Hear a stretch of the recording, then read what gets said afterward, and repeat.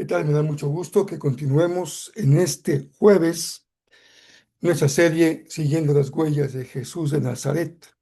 Hoy estamos en las primeras huellas en el Jordán. Es la meditación número 16. Nuestros textos bíblicos son Mateo 3, 13 al 17 y Salmo número 2, versos 7 hasta el verso número 12. Yo soy Rafael Pola y todos son muy bienvenidos.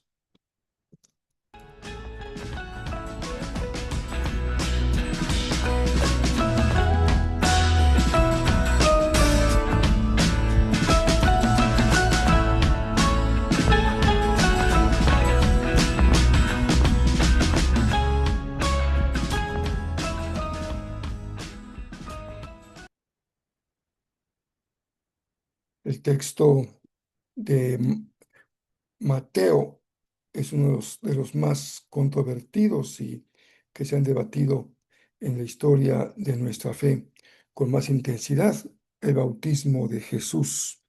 Y hoy empezamos entonces como una siguiente etapa, porque de cierta manera hemos cerrado ya la etapa del bautista, del precursor, para continuar con la historia, la narrativa acerca de Jesús. Y este kickoff, este arranque, este acto de inicio, sin duda, tiene que ver con el bautismo de Jesús en el Jordán por Juan el Bautista. Espero que sea de bendición para ustedes. Siempre es conveniente que tengan su Biblia abierta en Mateo 3 para que lean conmigo y también puedan tener el libro de los Salmos en el Salmo número 2.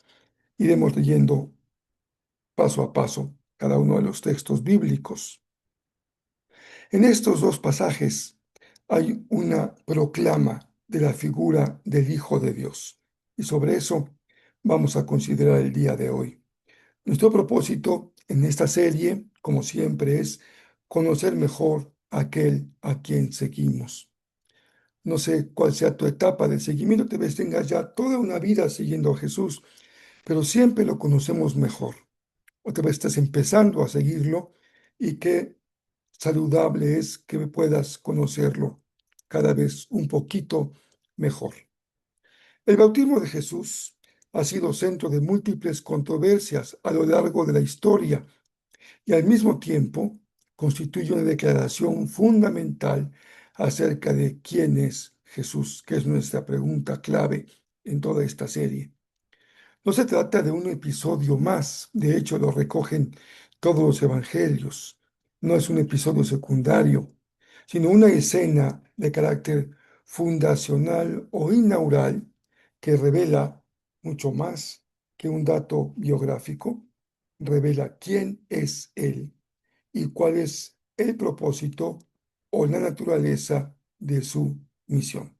Bueno, vamos a Mateo. Mateo 3, 13 al 17. Dice así. Luego Jesús fue de Galilea al río Jordán para que Juan lo bautizara. Pero Juan intentó convencerlo de que no lo hiciera. Yo soy el que necesita que tú me bautices, dijo Juan. Entonces, ¿por qué vienes tú a mí? Pero Jesús le respondió, así debe hacerse, porque tenemos que cumplir con todo lo que Dios exige. Entonces, Juan aceptó bautizarlo. Después del bautismo, mientras Jesús salía del agua, los cielos se abrieron y vio al Espíritu de Dios que descendía sobre él como una paloma. Y una voz dijo desde el cielo, este es mi Hijo muy amado, que me da gran gozo. Hasta ahora, nuestro personaje central ha sido sin duda el profeta del desierto, Juan el Bautista, también conocido como el precursor. Pero ahora ya empezamos una etapa diferente en donde el centro de la historia, y aquí hasta el final, es Jesús. Lo encontramos ahora llegando a donde se encontraba Juan, en el Jordán. Ahí bautizaba el profeta del desierto. Es un encuentro que sin duda marca un día decisivo en el calendario de la historia de la salvación. No es un gesto improvisado, no es que coincidieran por ahí, se encontraron y Jesús se acercó.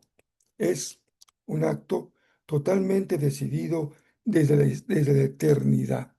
Es un momento cuidadosamente situado dentro del propósito eterno de Dios. El diálogo decisivo o llega un momento decisivo cuando Jesús le dice a Juan, es conveniente que cumplamos con toda justicia. Si ponemos nuestra atención especialmente en el verso 15, descubrimos este momento clave. Jesús no solo habla, mantiene un diálogo con Juan. De hecho, su respuesta está sostenida en una intervención de autoridad, si bien serena, pero que tiene que ver con la alineación perfecta con el plan de Dios. Es necesario cumplir toda justicia. Cuando Jesús utiliza la expresión deja ahora, es decir, no está dando una orden severa, sino pidiéndole a Juan que suspenda por el momento sus objeciones respecto a su bautismo. Objeciones totalmente comprensibles.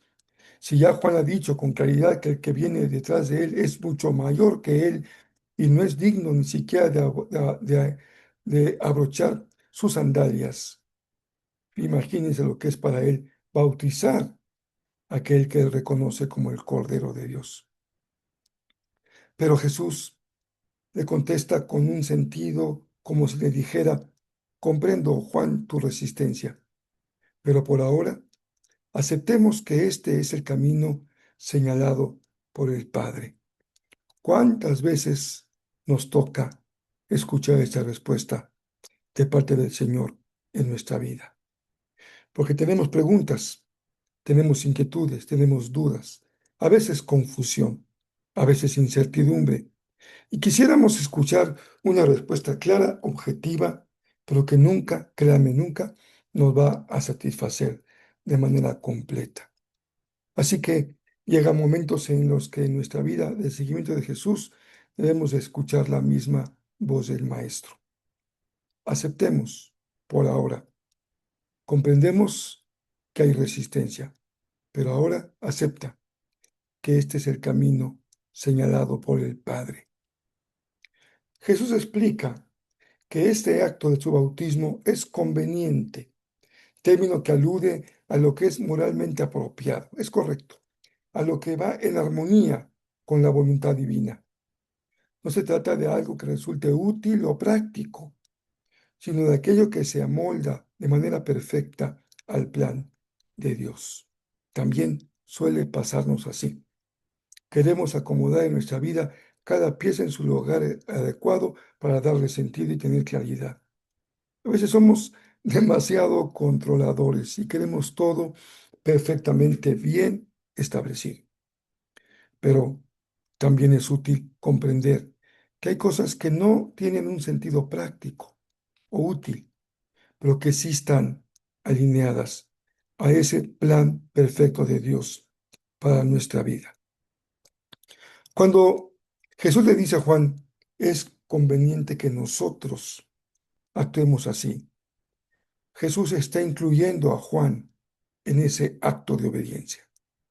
La voluntad divina no se ejecuta, no se obedece de forma ni abstracta ni en soledad. Se realiza mediante la obediencia concreta de hombres y mujeres que hemos sido llamados a participar voluntariamente en el propósito del Señor. Él nos llama a actuar de esta manera, a sumarnos a su voluntad.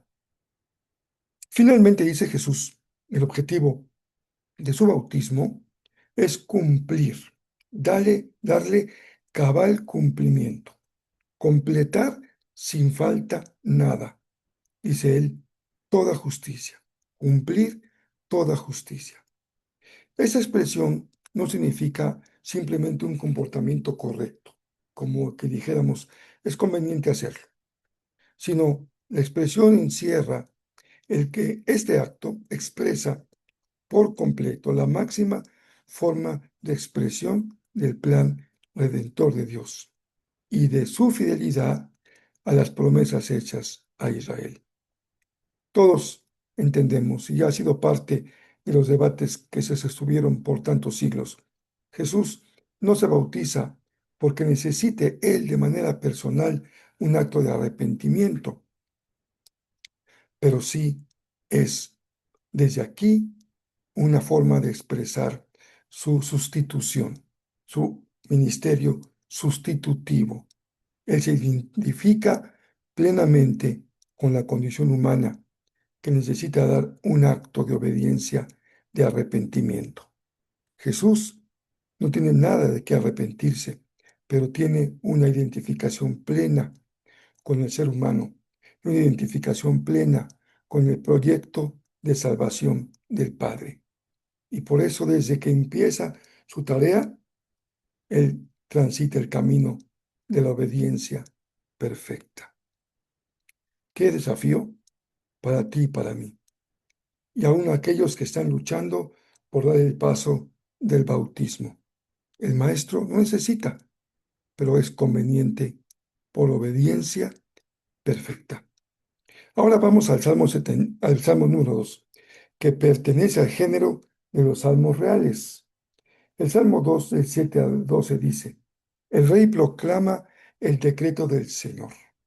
El Señor me dijo, tú eres mi hijo, hoy he llegado a ser tu padre. Tan solo pídelo, y te daré como herencia a las naciones, toda la tierra como posesión tuya. Las quebrarás con vara de hierro y las harás pedazos como si fueran ollas de barro. Ahora bien, ustedes reyes, actúen con sabiduría.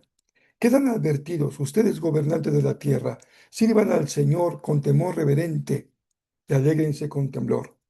Sométanse al Hijo, no sea que se enoje y sean destruidos en plena actividad, porque su ira se enciende en un instante, pero qué alegría para todos los que se refugian en él.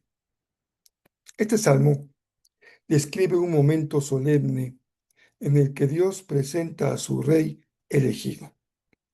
Imaginen la escena como una ceremonia en donde el rey es entronizado y se le proclama públicamente el estatus al que ha llegado como monarca. Recuerden que en el pueblo hebreo el rey es elegido por Dios y también tiene una función ministerial, sacerdotal, en lugar cumpliendo con la elección de Dios. Está colocado ahí por la voluntad del Señor. Cuando Dios declara, mi hijo eres tú, yo te he engendrado hoy, no se refiere obviamente a un nacimiento biológico como el de Jesús, sino un acto oficial de investidura. En el contexto antiguo, como he señalado, el rey era reconocido como representante de Dios en la tierra. El hoy marca el día en que recibe el decreto real que legitima su autoridad. Aunque los reyes históricos gobernaban territorios limitados, este salmo mesiánico, además de real, proyecta un ideal mucho mayor. Las naciones serán herencia y la tierra como posesión. Es la visión de un reinado universal, firme como una vara de hierro, imagen que expresa estabilidad y autoridad inquebrantable. El salmo concluye con una exhortación a los gobernantes. Ríndale lealtad al Hijo. Esto significa besar al Hijo, un símbolo de sumisión y de fidelidad al soberano. El mensaje es muy claro. La verdadera seguridad no se encuentra fuera de la soberanía de Dios. La verdadera seguridad se encuentra bajo la autoridad del ungido del Señor. La relación entre el Salmo 2 y Mateo 3 es muy bella. Constituye un ejemplo muy profundo de cómo el Antiguo y el Nuevo Testamento están interconectados. El Nuevo Testamento utiliza el marco del Antiguo para revelar la identidad plena de Jesús. El Bautista había dicho, he aquí el Cordero de Dios. En este acto de bautismo y en la voz que se escucha, este Cordero es también reconocido como el Hijo de Dios. No se pronuncia como una frase aislada o que represente mera relación afectiva, esté evocando un decreto real, como en el Salmo 2, mi hijo eres tú. El bautismo funciona así como una entronización pública, el momento en que Dios presenta ante el mundo al Rey prometido. Y por eso es un acto inaugural, es un kick-off. Aquí Jesús, al salir del agua, es presentado públicamente al mundo como el Rey que ha sido prometido. Sin embargo, Mateo introduce un matiz en la expresión. Él dice, ese es mi hijo amado. Esta expresión entonces suma a la legitimidad real una relación íntima y eterna entre el Padre y el Hijo. La realeza no será ejercida como lo hacen los reyes terrenales, que están basados en un poder político, sino su autoridad, y vean qué cosa más hermosa para ti, para mí, la autoridad de nuestro Rey se da conforme al amor y a su propia obediencia. Por eso la expresión cumplir toda justicia que encontramos en la boca de Jesús se convierte en ese puente entre ambos textos. La justicia del reino no se establece por la imposición de un gran ejército, como podían sugerir las imágenes de las naciones quebrantadas en el profeta que hemos leído, sino mediante la obediencia perfecta al Hijo del Padre. El Rey entronizado es también el siervo que se entrega. En definitiva, Mateo nos muestra que el Rey universal anunciado en el Salmo es ese mismo hombre que sale del agua del Jordán. En Jesús convergen la promesa de un reino eterno y la realidad concreta de una nueva vida que se ofrece por amor. Esta es la primera huella en el Jordán, una huella en el fondo del río. No son solo el inicio de un ministerio público, son huellas que también dan testimonio de un acto solemne de identidad y la anticipación del camino que recorrerá hasta la cruz. Es la huella del Rey, es la huella del Hijo amado. Así que cuando nos preguntamos en esta serie, ¿quién es aquel a quien seguimos? Nosotros sabemos que Él es el Hijo amado, el gozo de su Padre y el Rey universal.